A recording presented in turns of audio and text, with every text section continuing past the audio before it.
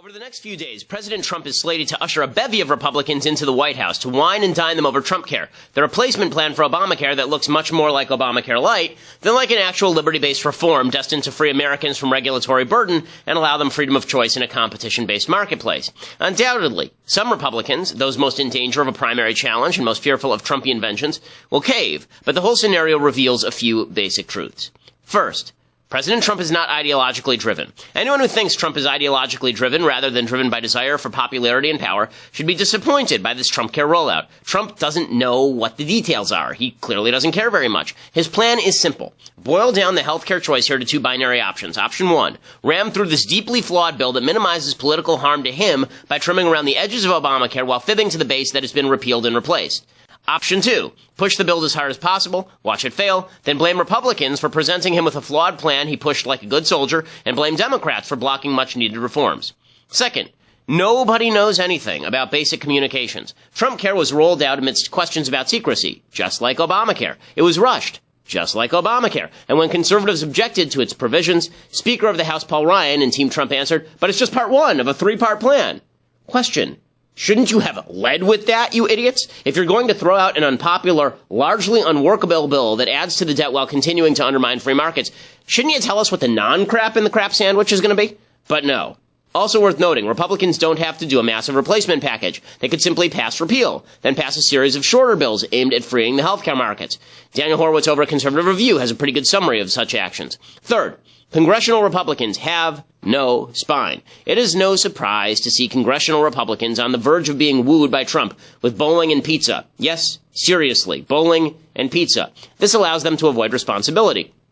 Obamacare, like all other redistribution programs, has a set of specific beneficiaries and diffuse victims, which means it's more politically popular than unpopular at this point to keep big swaths of it. Trumpcare allows Republicans to do this while blaming Trump. But Republicans elected in 2010 and 2014, they should be wary of the blowback. You can't keep promising the moon forever and then deliver some moldy cheese as a replacement.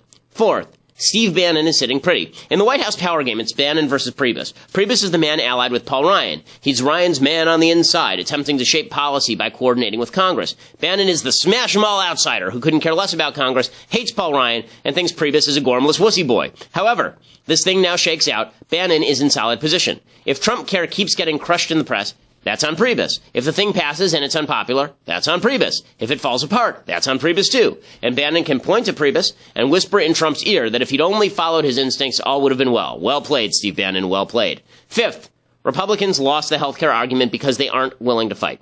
Republicans essentially acknowledge, by embracing main aspects of Obamacare, the leftist argument that the government ought to be involved in ensuring that everyone obtains health insurance or health care. That's crap, as I've explained before. A market-based system that recognizes free choice and individual responsibility for health decisions and that incentivizes lower cost and higher supply through preservation of a demand structure will not only work better, it will represent a commitment to liberty spelled out in the Constitution.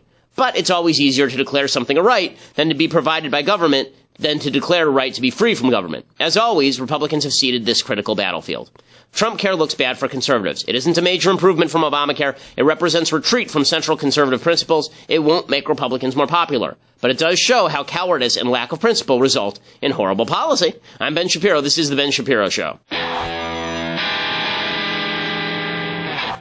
So I come back from Legoland and Disneyland with my wife and my daughter and my son, and you've ruined everything. You've ruined everything. Okay, that's not really true. There's some good stuff that's happening in the Trump administration, and then there's this healthcare rollout, which is a bit of a disaster, and there's the Women's March, the Day Without a Woman, which shockingly was not a day without women. Women were everywhere in the press. They were wearing red, and lefty women were being bothersome, but we'll get to all of that in just a second. First, we have to say thank you to our sponsors over at Legacy Box. So one of the things that I care about most in life is family memories, which is why I do things like go on vacation with my wife in the middle of the week. And because I care about family memories so much, I've always been a big advocate of making sure that you've protected your photos and your old videos. All those memories, they can disappear so easily because you don't remember everything that's happened in your life. But Legacy Box ensures that all that, the stack of old tapes that you've never watched before, all those old pictures that are just moldering out in the garage, all of that can be preserved, and it can be put on an easy-to-use thumb drive. They can put it on a DVD for you so you can have access to it right away. You just take all your stuff, you dump it in a box from Legacy Box, you throw it to them, and then you send it to them, and they take it, they put barcodes on it so that you can track every piece that's been sent to them, and then they send you back a DVD or a thumb drive with all the material on it. So instead of you having to worry that if there's a flood or a fire or something goes wrong in your house, it's going to ruin all your memories, you've got it all available digitally and at the touch of a button. So that's pretty awesome. Legacy Box makes sure that it happens. If you go to legacybox.com right now, /Ben, go to legacybox.com/Ben, you get a 40% discount on your order, heavy discount, great service, legacybox.com/Ben, legacybox.com/Ben. You can take all those film reels and photos that don't get watched or taken out, send them to Legacy Box, and they'll take care of all of it for you. Again, it's legacybox.com/Ben. You get a 40% discount on your order. Very important service, something you should certainly do for your family. Okay, so we'll begin today by talking about this idiotic day without a woman routine that happened yesterday.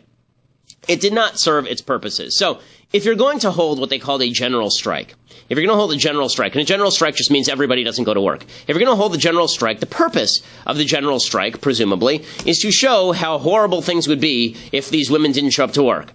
Did anyone have a real rough time yesterday when women didn't show up to work? It wasn't even a huge percentage of women. When a certain number of women didn't show up to work because they're lefty idiots, did the world stop turning? Did everything implode? No, it didn't. And so that sort of undermines the idea of the general strike in the first place. Also, if they are marching against the wage gap, it seems to me one way that you could help close the wage gap is by, working. If you take the day off and you don't get paid and then you blame men, well, that's not part of the so-called wage gap. That's you taking the day off. Plus, you have to acknowledge that there is a little bit of income bias here. The only people who are going to take the day off are, number one, people who can afford to take the day off, and number two, people who aren't working. Now, everybody who actually has to be at work was at work. So a lot of the people who showed up were members of the American Federation of Teachers, which is a major public sector union, or the National Education Association, another major public union. And it's easy for them to do that because they're basically striking against the government. Other things that were idiotic about this, the ancillary causes in this day without a woman. So Linda Sarsour was arrested. She is the radical Muslim spokesperson for the Women's March. She was arrested at the Women's March for no apparent reason. But one of the event organizers was also a lady named Razmia Youseh Odeh, who's a Palestinian terrorist convicted of killing 2 Israeli men in a terrorist attack. So she was there, so that's exciting. Also, they talked about abortion and what they called solidarity with the sex workers' rights movement. Okay, then. That's weird. Okay. So they were very focused on the key issues that matter. My favorite story that came out of the day without a woman was, according to the Washington Post, some feminists spent the day refusing to smile. Seriously, this is the Washington Post reporting. Some feminists say the happy face they sport by habit or on command is a form of unpaid emotional labor. Okay, this is fake news. Feminists don't smile. So I'm not sure which feminist. They say the happy face they sport. Has anyone ever seen a feminist who sports a happy face by habit?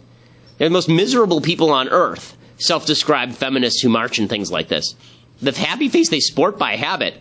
My goodness, yeah, I always think brightness and sunshine when I think militant feminists. That's always what I think of. Also, if you want to win friends and influence people, don't call smiling emotional labor.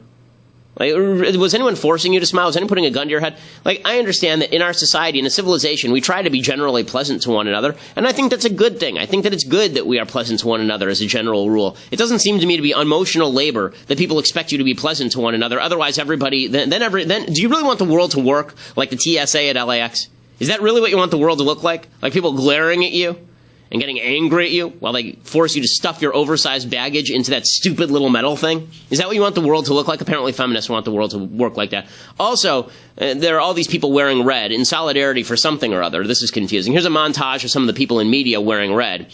You can look at this. Look at all these women wearing red. Women in science, technology, engineering, and then all these women wearing red. You know, for that, talking on CNN. So you've got a bunch of people wearing red and then you have people on Fox News wearing red. And it's just like the huge number of people wearing red. It looks like NBC News there. Okay, and it just goes on and on and on. All these members of the media wearing red. All these women wearing red. Okay, ladies, turns out something. We knew you were ladies. We did. I know. Shocker. We knew you were women.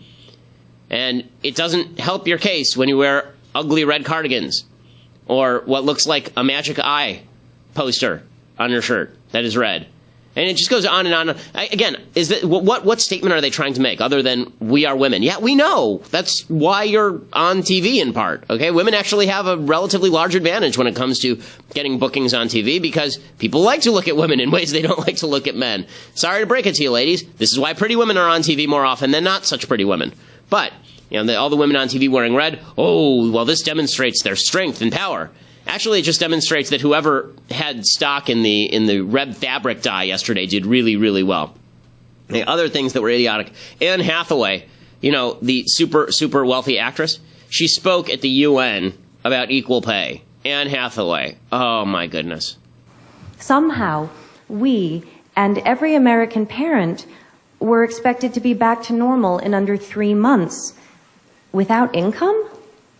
I remember thinking to myself, if the practical reality of pregnancy is another mouth to feed in your home, and America is a country where most people are living paycheck to paycheck, how does 12 weeks unpaid leave economically work? The truth is, for too many people, it doesn't.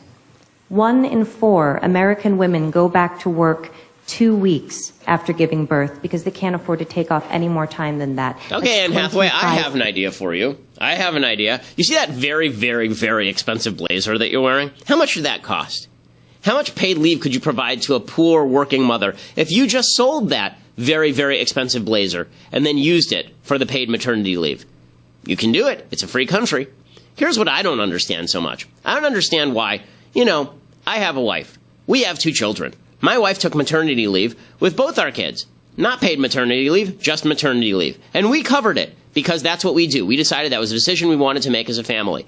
I don't understand why it's incumbent on my wife now to work longer hours and see her kids less so that other people can have paid maternity leave. Also, worth noting, most companies now grant paid maternity leave. Most companies do make sure that there is a paid maternity leave or a paid parental leave. If a major corporation, most are offering this because they understand it's a competitive way of grabbing up labor, of grabbing up solid labor. But I love these uber wealthy celebrities who sit there and act like there's nothing that can be done for these poor women who can't take maternity leave.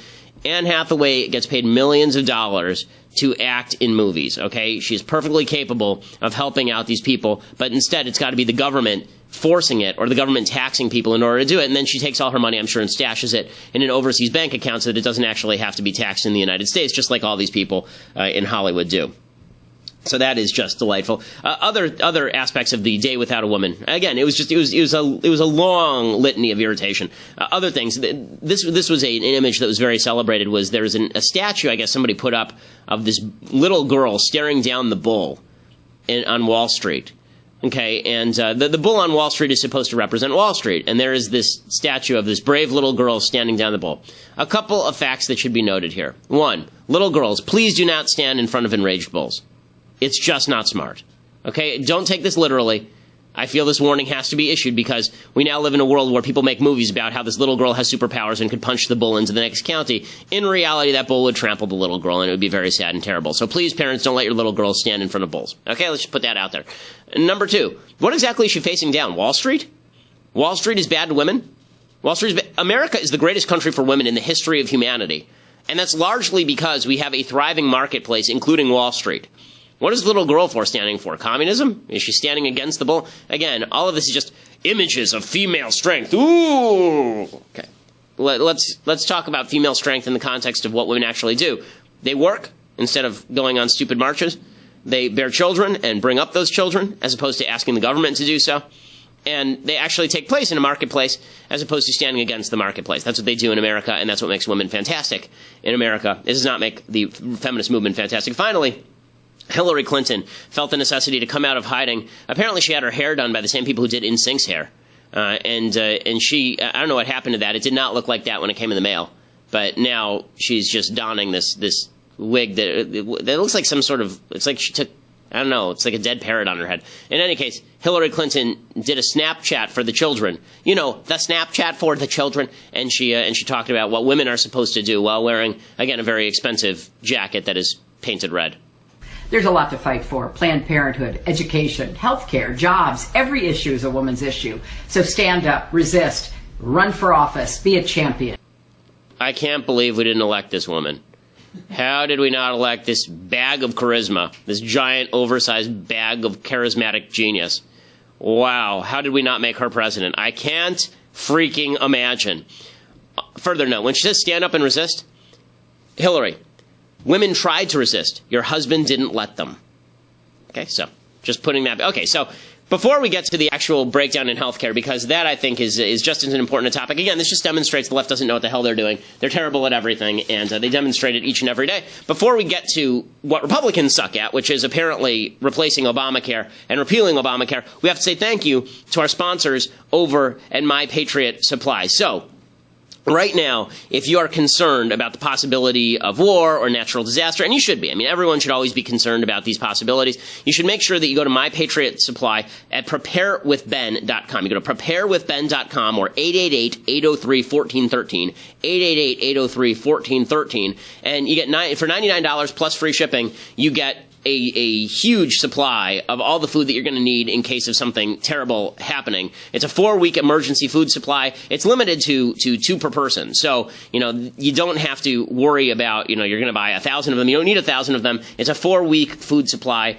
emergency food supply, and that ensures that you and your family are taken care of in case of a natural disaster or some sort of emergency. If you're concerned, again, about terror attack or tornado, if you're worried about earthquake or flood, then you have to have food in your home. And my team has tasted it. They tell me that the meals actually taste surprisingly good. It's canned food and it maintains for like 25 years. It stays forever, but they say that it actually tastes pretty good, which is shocking considering the conditions. But again, you're buying this for emergencies, and that's why you have to go to preparewithben.com right now. Preparewithben.com right now. Be prepared for emergency. Preparewithben.com, 888-803-1413, 888-803-1413. Make sure that you and your family are prepared in case of emergency. So, you may have noticed from the top of the show that I'm very, very critical of the new Obamacare replacement. And the reason that I'm critical of the Obamacare replacement is because it absolutely sucks. Okay, there are a bunch of problems with the Obamacare replacement. The biggest problem with the Obamacare replacement that is being proposed, the sort of Trumpcare or Ryan care, friends of Trump call it Ryan care, friends of Ryan call it Trumpcare.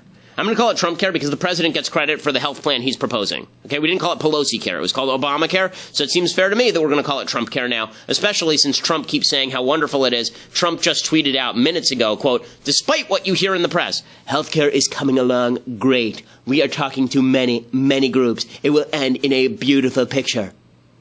Of like a pony? Like a beautiful picture of like a doggy? Like, I don't even know what that means.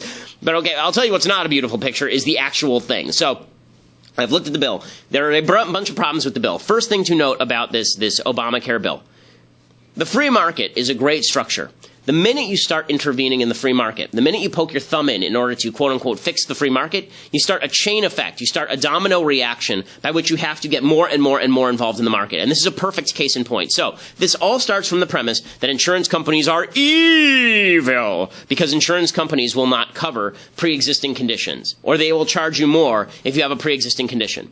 This makes sense, as I have explained 1 bajillion times on this program, because, again, if you have an insurance company, you don't insure things that have already happened. That's not an insurance company anymore. Now that's just a pyramid scheme. Okay, if I burn down my house and then apply for fire insurance, no one will grant me fire insurance because the house has already been burned down. They're not going to say, hey, it sounds great. Pay us $100 a month and we will pay you $100,000 for the house you just burned down. They won't do that because that's stupid. Okay, the economy can't work that way. And yet, we are all fighting mad about the pre-existing condition stuff. Here's the fact about pre-existing conditions. The reason health insurance is useful is because you're supposed to buy it before you have a pre-existing condition. And you're supposed to buy it for your family. You're supposed to have prenatal health insurance. You're supposed to do all these things so that we don't have to worry about the pre-existing conditions that exist, right? Because then it won't be a pre-existing condition. It will just be a condition. That is the purpose. Okay, and anything that refuses to acknowledge this problem ends up completely skewing and destroying the insurance market. That's exactly what has happened here. You end up regulating the living crap out of the insurance companies, then you have to subsidize it because the cost is higher, and then those subsidies don't work because people don't take the subsidies. Instead, what they do is they sit around waiting for the pre-existing condition to materialize, and then they jump into the insurance market, skewing the cost still further, creating what you call the death spiral in the insurance market. Okay, again, all of that starts from one simple premise. Insurance companies are evil, right? They're terrible, terrible, terrible because they won't cover pre-existing conditions. So, Republicans, because they are stupid, instead of recognizing that the government really does not have a place in the health insurance market. It really doesn't. Okay, the government should not be part of the health insurance market. If the government is going to be involved anywhere, the government should be involved only to the extent that it is necessary to prevent communicable disease, for example, if there's an epidemic, because that has externalities. But if you are just somebody who was too stupid to get health insurance your entire life, and now you have heart disease, and now you want the government to take care of you, no. The answer is no. Okay? Because the fact is that in a free competitive market, health insurance would have been available since you were young, and you could afford it if you had a steady job. Okay, that is the truth in the United States of America. Or you saved up the money in some sort of health savings account. Here's the reality, okay? People talk about, poverty being the lead indicator of not having health insurance. That's true. Poverty is also a leading indicator that you're not making particularly financially sound decisions. And so anything that is geared toward forcing poor people to make financially sound decisions is not going to work very well, because poor people who are permanently poor, I'm not talking about people who are temporarily poor, okay? That happens. People lose their jobs. We need to fix the health insurance system so far as government regulates it so that it's connected to your employer as opposed to being freely available to individuals. Okay, that was a government outgrowth to begin with. Again, another case of the government getting involved where it wasn't wanted, and that creating all sorts of terrible externalities. Once you do that, you end up destroying the health market. If you're going to talk about government being involved, however, there are certain places for government to be involved in minimizing government involvement so that we can get toward a better system. There will have to be a transition here. Now, if Paul Ryan and Donald Trump had come forward and said, this is a transitional part of the plan so we can move toward a totally free market, that would be one thing. They didn't. They're presenting this as part one of a three-part plan. First of all, as I said earlier, they didn't even mention it was part one of a three-part plan originally. They acted like this was the whole thing. Okay, which is just idiotic. If you're going to feed me a crap sandwich, at least tell me there's some meat in it, not just crap. Unfortunately, the original bill was basically just crap. So, here are a few problems. First of all, again, it retains all the requirements that insurance cover people with pre-existing conditions. Once you remove that leg of the free market stool, the rest of it just collapses. Then, in order to make sure that it pays for itself, you have to force people to buy health insurance. So how are they doing that? They're taking away the mandate, but they're now mandating, they have a different mandate. The mandate is that insurance companies have to charge you a 30% surcharge, a 30% fine, for those whose insurance has lapsed. Right, so that's the second problem. It also creates individual health care subsidies. So if you're high risk, you have pre-existing conditions, well, we give you money to buy health insurance, which of course drives up the price of health insurance because you have additional demand. Okay. It also subsidizes Medicaid for a greater period of time until 2020. It subsidizes Medicaid, allows states to expand their roles, which is not good, because if you think that a future Congress is going to allow cuts to Medicaid, you're out of your mind. There's never been an entitlement program that has had significant cuts from Congress without significant bravery. And finally, it subsidizes high-risk pools on the state level. A lot of people like this. They say, okay, if we give $100 billion to states over the next 10 years, then it'll help them cover all of these costs, and they can figure out how to use that money. Again, if you think that that's going to disappear, you are totally wrong, because again, anybody who vows to spend more money on this sort of stuff is going to win elections, which would require political bravery. Now, this would be a good time for Donald Trump to use that political bravery. So is he going to do that? Well, we shall discuss that thing, but you will first have to go to dailywire.com to check it out, because we have a lot more to discuss, plus a thing that I absolutely hate happening right here inside the office. I love it and I hate it. I've never loved and hated anything so much, but you'll have to go to dailywire.com. $8 a month will allow you to become a subscriber to dailywire.com. Plus, you can become an annual subscriber to get a free copy of The Arroyo, which is a fictional film set, a DVD copy, fictional film set on the border, all about the border crisis that's happening on our southern border. And right now, by the way, Trump's doing a good job of shutting that down, which is pretty cool. But you can get that DVD copy by becoming an annual subscriber, plus the Shapiro store. I keep promising it, but it is coming, I promise. And that is a promise that will be fulfilled. dailywire.com to become a subscriber, or listen later at SoundCloud or iTunes. And make sure that you leave a review at iTunes and check it out. So we are the largest conservative podcast in the nation.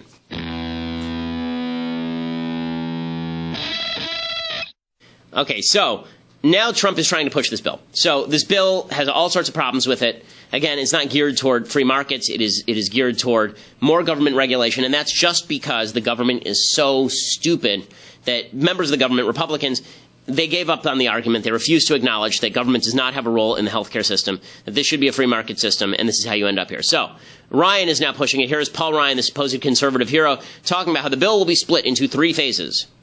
So this bill, which is the first phase of a 3-phase plan, is what we can pass without a filibuster in a budget bill. Okay, and this is one time where the Tucker Carlson face of bemusement and bewilderment is totally appropriate. So that is Tucker's default face. Here it is totally appropriate because Paul Ryan is trying to explain that everything is hunky-dory. It'll be split into 3 phases. How about we see the other 2 phases? Is that too much to ask? If somebody is going to sell you a car and they say that, well, we're going to sell you parts of the car, I'd like to see what the entire car is going to look like before I start buying the carburetor. And don't tell me what parts, and if you're going to split it, here's the thing, if you're going to split it up, you stupid idiots, if you're going to split it into little bills, like 3-page bills, and then we can vote up or down on them. Should we cut Obamacare taxes? Yes, that will be popular. Should we get rid of the individual mandate? Yes, that will be popular. Don't wrap it into this giant omnibus 120-page package that affects thousands of pages of law. It's just foolish. And they're running into significant opposition from the House. So there are a bunch of GOP representatives who say that this is a piece of garbage. So you have Mark Meadows, who's a Republican from North Carolina. He's chairman of the House Freedom Caucus, which is the kind of Tea Party caucus that is fighting hard against this. He says this thing does not lower costs. The only score that really matters is, will it bring down health insurance premiums? This bill doesn't do it. It doesn't really create competition. It allows the government to come in and really prop up the insurance companies, and it won't drive down costs.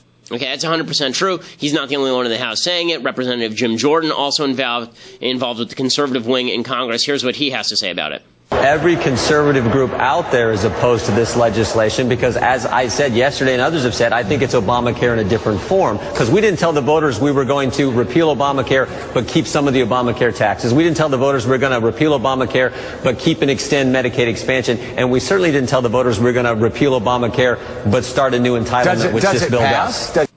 Okay, and they say does it pass, and they basically say no. In the Senate, people are just as upset. Rand Paul is saying Trump is trying to woo conservatives. It ain't going to work. Here's Senator Rand Paul from Kentucky talking about how this is a giant fail. I think the White House, the administration, and the president understand that there's enough conservatives that they can't pass Obamacare light. That's why this week what's going on behind the scenes is a charm offensive. Every conservative that's come out publicly opposed to this has been called by the White House and is being cajoled and wooed by the White House to give in. But if conservatives stay together, if we stick together, we will have a force and a negotiation, and we will talk about clean repeal versus replacement if we stick together, because I don't think they have the numbers to pass this at this point. Okay, they don't have the numbers, but that means that Donald Trump is coming in with both feet trying to beat people about the ears over this thing. And you can like Donald Trump, by the way. Again, you can. It's up to you. You can like Donald Trump. You can hate Donald Trump. It is not good. The President of the United States is trying to ram through a bad bill. Here is what Donald Trump had to say on Twitter. Quote, "I feel sure that my friend Rand Paul will come along with the new and great health care program because he knows Obamacare is a disaster." Okay. So, I love the fact that that quote really should only be read with Godfather music in the background. Right, because basically there's going to be a horse head in your bed in the morning, Senator Paul, if you don't do this. And it is no coincidence that he is deploying Mike Pence, the VP, over to Kentucky right now to try and put pressure on Rand Paul, because he knows that Rand Paul is the leading obstacle. I don't know where Ted Cruz is on this, by the way. I was a Ted Cruz backer in the primaries. You would imagine this would be the time for Ted Cruz to stand up and say no if this bill sucks. But Ted Cruz and his wife Heidi are supposed to have dinner tonight with Donald Trump. Presumably Donald Trump will actually be able to look Heidi Cruz in the face after spending half the primary season ripping her looks personally. But in any case, Rand Paul is being pressured by the White House. There's a lot of pressure from both sides. So, the conservatives don't like the bill. The left doesn't like the bill. Tom Cotton is taking the easiest tack. He's not talking about the content of the bill. He's just saying, it's moving too quickly. It's moving to the senator from Arkansas. I think we're moving a little bit too quickly on health care reform. This is a big issue. This is not like the latest spending bill that, gets released on a Monday night and passed on a Wednesday and everybody goes home for Christmas and we live with it for 9 months. We're going to live with health care reform that we passed forever. I would much sooner get health care reform right than get it fast. Okay, so, this is going to be the new line. What's my prediction? My prediction is that they're not going to get enough votes for this bill to pass, and Trump will just allow Obamacare to go forward and fail and blame everybody, because that's the most politically convenient path. The person who's happiest about all of this, as I've said, is Steve Bannon, because he's going to get to blame Reince Priebus and Paul Ryan, and if Donald Trump takes a hit for it, then he's just going to blame Republicans and Democrats alike. It could be really ugly. This is why they should have just repealed the thing. If they were going to repeal the thing, just repeal the thing and then pass a series of short bills that deal with certain aspects of the healthcare system as a whole. But if you're going to take a shot, man, now's the time to take the shot. Instead, what we're getting is Obamacare 2.0, because everybody is too afraid that they're going to lose if they actually cut the size and scope and reach of government, which is really gross. I will say, I think that maybe the grossest thing here is people like Laura Ingraham who are now proclaiming that the problem with this bill is that it's just not Trumpy enough. Here's Laura Ingraham. The Trumpism of the health care reform, the Trumpiest parts of it, were transparency in pricing, competition across state lines, and even on the edges, repealing the McCarran-Ferguson Act. Where is that in this plan? I don't see any transparency and control of the skyrocketing prices of health care. What the hell is she talking about? The entire primary season, he kept saying he was not going to touch entitlements. He kept saying that when it came to health care, he wasn't going to let people die on the street. We'll come with a plan so good. It will be government's job to ensure that everyone is...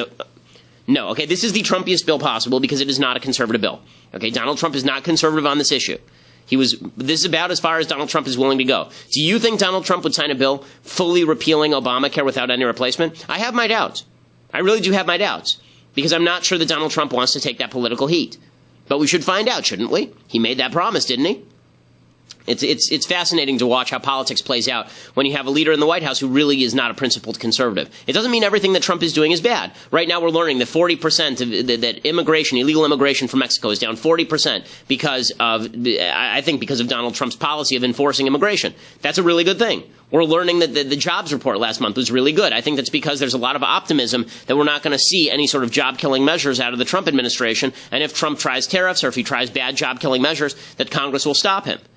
So a lot of businesses are really excited. We had a big boom in jobs last month. All this is good, and that goes to Trump, right? Trump gets credit for that. But he also gets blame when things like a major promise looks like it's in serious trouble right here. Now, meanwhile, the Democrats, instead of just sitting on the sidelines and watching all this take place, they keep pushing this idea that Donald Trump is an illegitimate president and all of it is springing from Russia. So Rachel Maddow over on MSNBC, she continues to push the supposed Trump-Russia connections. This scandal, by the way, this Trump-Russia thing, is basically played out. There is no evidence whatsoever that Donald Trump was personally working with the Russian government in order to hack Hillary or in order to skew the election. There's not really any evidence that the people surrounding him were doing that either. Michael Flynn might have been tight with RT, with Russia Today, and Paul Manafort may have actually been a Russian agent, but that's not evidence that Donald Trump himself was involved in skewing the election. And my guess is that if Manafort was anything, Manafort was referred to Trump by somebody outside as some sort of political fixer. Trump hired him when his campaign was in serious trouble, and then when he realized there were all these bad headlines about Manafort, he threw him over as soon as he could. There is no evidence. I mean, James Clapper, who is really anti-Trump, right, the former director of national intelligence, he said there was no information linking Trump to Russia with regard to quote-unquote election hacking, but the left continues to push this story as hard as they can. Here's Rachel Maddow on MSNBC doing that. Not all of it is just lurid stuff of a personal nature. This guy from the embassy, Mikhail Kalugin, he really did get called home from the Russian embassy in D.C. in August. And now he really is back in Moscow. McClatchy has had some really good reporters on this beat in recent weeks. They found this embassy guy in Moscow. This guy really did work as a senior diplomat in the Russian embassy in D.C., and he really did get summoned back to Moscow while nobody expected him to.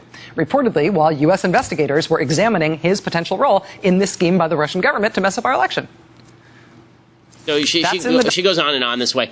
Is all of this attenuated? Yeah. Is all this really tenuous and flimsy? Yes, it is. I thought that Andy McCarthy had a really good piece on this a couple of days ago over at National Review. He said, for months, the media Democrat complex has peddled the storyline that the Putin regime in Russia hacked the U.S. presidential election. But the bottom line is that it's all falling apart now. It's all falling apart because the FBI isn't investigating Trump, really. There's no information the FBI is investigating Trump. There's no information that Trump campaign is linked to Russia, and it's just not materializing. It's just not materializing. He says for months the media have titillated their audience with election hacking conspiracy fantasy when they cover their behinds by mentioning the possibility of innocence that's in the fine print. And that's true. Every story where they talk about Trump people talking to the Russians, it always says in paragraph 10, this kind of stuff happens in campaigns all the time. So this could be something where the left really blows its credibility on a story that doesn't exist, on a story that doesn't exist, which is pretty amazing because there's plenty to go after in Trump, and they're doing it wrong because they're stupid. They're incredibly stupid. Okay, time for some things I like and then some things that I hate. So things that I like. When first we started this week, a long time ago, we were doing spy movies. The best spy movie probably ever is a very hard-boiled spy film noir, called The Spy Who Came In From the Cold. This is with Richard Burton. And this film is about an American spy who goes over to the east side of the Berlin Wall. He's now in East Berlin, and he's trying to smuggle somebody out. It is a very, very hard-boiled piece by John le Carre was the one who wrote the original novel, and this is the best adaptation of a le Carre novel ever done. Here is Richard Burton in The Spy Who Came In From the Cold.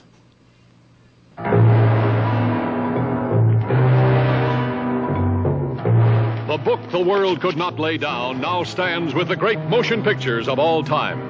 John le Carre's magnificent best-selling novel, The Spy Who Came In From the Cold. What the hell do you think spies are? How big does a cause have to be before you kill your friends?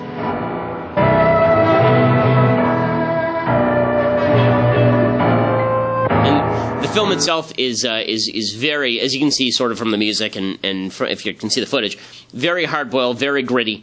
It is not a happy spy film. It is not a James Bond film. You know, one of the things that's really funny is that James Bond films, you know, we all think that James Bond is a spy movie. And so they actually made, in the 60s, they made a parody of James Bond in the United States. Those series of movies about a guy named Flynn. It was like In Like Flynn. There were all these movies with, what's his name, Conrad. And they made all the James Coburn, with James Coburn. And they made all of these films with James Coburn that were mocks of the Bond films. The Brits know that the Bond films are actually a mock of actual spy films. So we actually make a mockery of a mockery, which is kind of funny. But this is an actual great spy film. Okay, time for some stuff that I hate. Okay, we begin with something that I am personally responsible for. Or at least partially responsible. I can't take full credit because that would be untoward. But we here at the Daily Wire are responsible for this. This book, Reasons to Vote for Democrats. Okay, a comprehensive guide by our very own Michael J. Knowles, whom I paid $400, and then he used that $400 because he's a scam artist to print this book. And I called it thorough, right? Reasons to Vote for Democrats, a comprehensive guide. For those who don't know, okay, this is what the book looks like. You see that? Can you hear those pages fluttering? That's right, you just read the entire book because it is entirely blank. It is entirely blank. And I love that, I do love the fact that Michael Knowles, this is just so typical of Michael Knowles. I asked him this morning, do you have a copy of the book on file so that I can, like, bring it in and do something on it? And he says, yeah, sure. And he hands me one from his bag, from his personal bag. And it is signed by him. Michael Knowles' own copy of his book is signed by him. He signed a copy to himself. In any case, that book is now #1 on Amazon globally.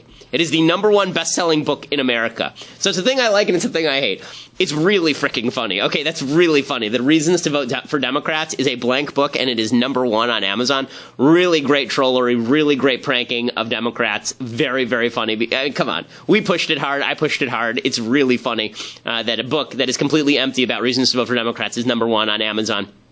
It also demonstrates, and this is the part that makes me a little sad, this is the thing I hate. Well, the thing I hate, #1, is that Knowles did something successful. But the thing I hate, #2, is that it does demonstrate the role of trolling in our society. And hey, we're responsible for the troll, so it's our fault too. But I do hate the fact that basically things have gone so far that people were willing to spend $10. Thousands of people, thousands upon thousands of people, were willing to spend $10 for this. Okay? You can go over to Staples right now and get like way more paper than you can get like a box full of paper for $10 that has exactly the same amount of content. And it is funny that it is, you know, Knowles insists that I call him a best-selling author now. I said, I'm not calling you a best-selling author because look at this book, okay? This book is completely like just the title. Okay, so 1, 2, 3, 4, 5, 6, 7, 8. It is 8 words plus his name. Okay, that's the entirety of the book in a table of contents. I wrote 1 word for the book. I feel like I should be entitled to a proportional percentage of the profits because my quote is literally like 1/10 of the book. In any case, pretty spectacular stuff from Michael Knowles. Well done, Michael Knowles. It does make me really sad for America. And I do love the fact that the blurb on the back is also blank. Pretty spectacular. That's really, really funny. It makes me sad for America. Basically, we care so much about trolling the other side that we're willing to spend oodles of money just to make them pissed off. You wonder how we got Trump, folks? This is how Trump happened, because the left is so terrible, we have to troll you with this kind of stuff. It's just funny. Okay, other things that I hate. You wonder why we like to troll the left. You wonder why we like to troll the left. It's because the left keeps annoying us. And the left keeps annoying us to the point where if you look at this particular, if you look at the movies that they make for kids, this movie that they've now made for children, Zootopia. We were on vacation. My wife wanted to watch this movie, Zootopia. And we can show a little bit of the preview for Zootopia, and then I will talk about why this movie is not good and why it is trolling of the right. Zootopia, a gleaming city where animals of all breeds, predator and prey alike, live together in peace and harmony. Hi, I'm Judy, your new neighbor. Yeah? Well, we're loud. Don't expect us to apologize for it. ZPD's first rabbit officer, Judy Hopps. You ready to make the world a better place? Bad news in this city gripped by fear. What can you tell us about the animals that went savage? Are we safe? This is priority 1. Hopps. Parking duty. Sir, I'm not just some token bunny. You strike out, you resign. Deal.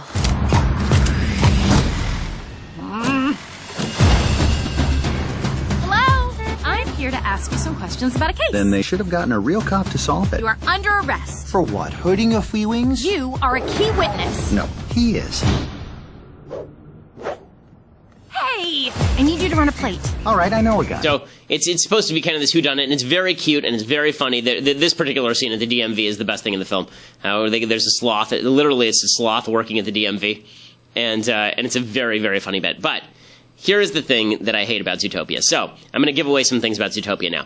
The entire basis of the film is that there's been an outbreak where where a bunch of predators, a bunch of savage animals or formerly savage animals who live in Zootopia have started to quote unquote go savage, meaning they're criminals and they've started to get violent and they've returned to their animal instincts. They no longer act like anthropomorphized animals; they look like actual animals. So otters suddenly are rabid otters, bears are suddenly rabid bears, and one of the things that Judy Hopps, this cop, discovers is that she says it's only predators. It's only people who are former predators and their biology is coming to the forefront. Right? Are you getting the heavy-handed imagery here? Are you getting the heavy-handedness? And the fox, who's her partner, he's very, very angry with her because she is a speciesist. Right? She's a speciesist. This demonstrates that she prefers some species over others, and she is saying that some biology is better than others, just like racists, right? If you think that this is what they're trying to say. If you think that there's a disproportionate level of crime in the black community, you must be a racist. You mean, like, if there's a fact that there's a disproportionate amount of crime in the black community, you must be a racist who thinks that that's genetically because black people are inferior or something. That's what this film is about. And she learns in the end, no, it turns out, spoiler alert, here's the spoiler alert, it turns out in the end that no, it wasn't just that the fierce and the animals going savage are the predators, it's that one of the non-predators, like a sheep, has been shooting them with basically a tranquilizer dart to make them go savage in order to have an object to blame. So you see, it's the white people making the black people in this particular heavy-handed metaphor become criminals, and that's what's really going on. So they can use it for their own nefarious political purposes. This is idiotic for a multiplicity of reasons. It is so stupid, okay? It is stupid because, number one, the analogy doesn't hold. Black people are not genetically inferior, and black people are not genetically committed to crime, okay? That's idiotic. No one is making that case. Number two, in this very movie, it would be ridiculous to suggest, like just in using their own metaphor, it would be ridiculous to suggest that a fox and a rabbit would be equally likely to commit an act of savagery. Okay, that's just stupid. That's just stupid. Proclaiming that all species are exactly the same, right? Like it's amazing. Like they're actually making the case that you should ignore what would actually be fact, like a fox is more dangerous than a rabbit, in order so your politically correct sensibilities could come to the fore. So forget the metaphor for a second. Just operate in the universe in which they're operating. They're basically saying that you should assume a polar bear is just as cuddly and nice as a rabbit. Okay, that's so dumb. That's so stupid. And finally, of course, the heavy-handed giveaway at the end that it's actually the prey, right? It's actually the white sheep that is responsible for the evils of these predators, right? She's been framing them.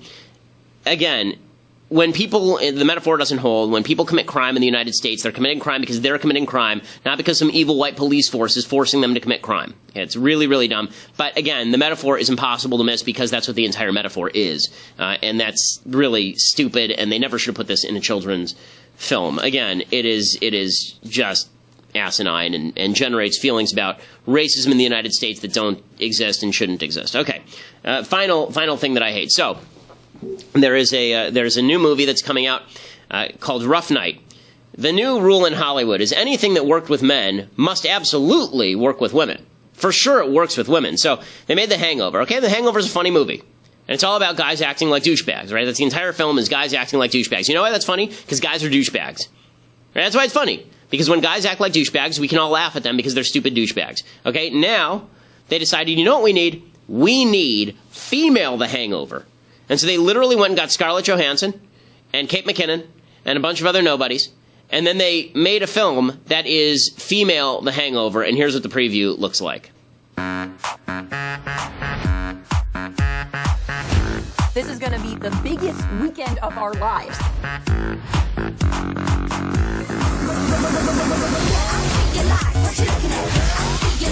This is so much fun. We should do this more often. Let's get a stripper. Did anybody see me fall? Everybody stop. Yeah, see? Ellen.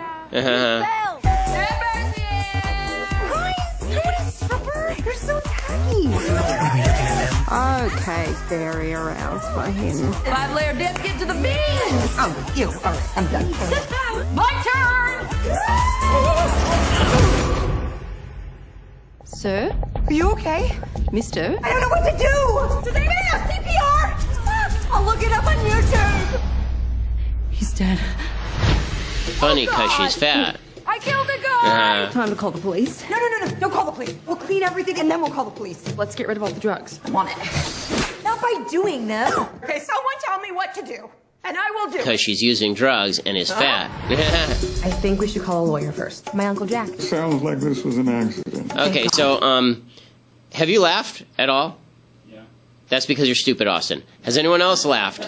Okay, no one else has laughed. And the only time you laugh in this movie is because Kate McKinnon makes funny faces, which admittedly she does. Kate McKinnon makes very funny faces. Congratulations to Kate McKinnon. This movie does not work for a variety of reasons, okay? The first reason is because women are generally not as douchey as guys. Guys are generally, like, the thing about bachelor parties is because guys are sexual predators, guys are animals, and they go to strip clubs because they like to see naked women. It is silly for women. Just as a broad society, this whole thing where we treat women and they go to bachelorette parties because they want to see a male genitalia. No, okay, that's not how most women work. And I understand that we have now this forced thing where women have to be exactly the same as men, but most women are not desperate to go to. You want to know why there are not a lot of Chippendales clubs filled with women that are just as prominent as strip clubs that are filled with men? First of all, half the people at Chippendales clubs apparently are gay men. Second of all, it just doesn't work that way, okay? The male sex drive does not work the same way as the female sex drive. This whole, like, women are raunchy and debaucherous as well. Ha-ha! Equality! No. And it's not funny when we do this because there's no underlying truth to it, okay? It has to be, in order for comedy to really work, there has to be an underlying truth. You want to know why Knowles' routine here is funny? Because there's an underlying truth, which is that there's really no strong case for voting Democrat. You want to know why The Hangover is funny? It's funny because guys are douchebags. You want to know why this isn't so funny? Because the truth is most women aren't kind of douchey. They're really not like this. Right? They're not desperate to, like, go and do drugs and get strippers and be jerks and... Like, that's not, most men freed from the constraints of civilization would be animals. Most women freed from the restraints of civilization would not be. Okay, women do not operate in the same way that men do. And that's why this film doesn't work. But again, Hollywood has to make equality into sameness. And so they have to turn The Hangover into female The Hangover. They had to turn Ghostbusters into female Ghostbusters. How about this? How about we make women in movies do things that women in real life would do, as opposed to things that men would do. If you can take the movie and just change all the sexes, just reverse the sexes of the entire movie, then the movie is bad. Because men and women are not the same. Spoiler alert, they're not. Okay, I know a lot of people want to think they are. They're not. Okay, well, we'll be back tomorrow to talk about all the news of the day. Plus, we'll talk about the mailbag. The mailbag is available. Go to dailywire.com and subscribe. And you, too, can have your questions answered and your innermost secrets revealed before a greedy nation of millions. You, too, can be insulted, as Austin just was, before hundreds of thousands of people. If you so choose, go to dailywire.com, subscribe, and be part of the mailbag. I'm Ben Shapiro. This is The Ben Shapiro Show.